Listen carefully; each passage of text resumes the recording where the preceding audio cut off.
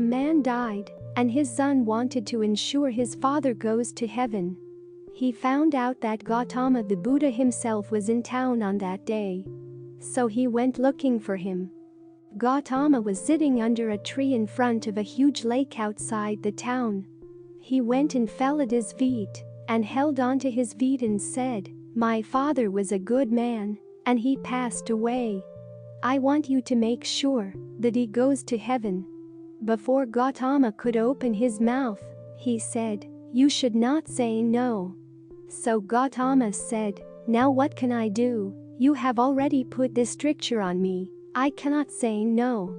"All right, you do one thing, go back home, have a dip in the river at 4 o'clock in the morning, take an earthen pot, and fill it half with rocks and half with butter, tie it with a cloth, bring it here, and we will see what we can do for your father.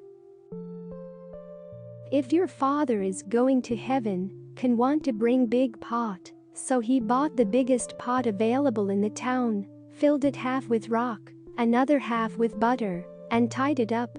He carried this very heavy pot with great difficulty and came and stood in front of Gautama.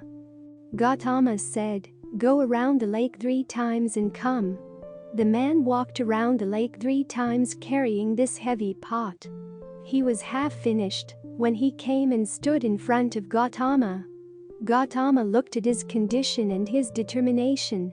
He told him, "Just walk into the water till the water comes to your chest." He went in. Then Gautama said, "Gently let the pot in." The pot went in and sank. Gautama picked up a thick stick, threw it to him and said, "Take this stick and now with a single stroke, you must break the pot." The pot was under the water and the man was tired. Breaking this with a single stroke is a difficult task.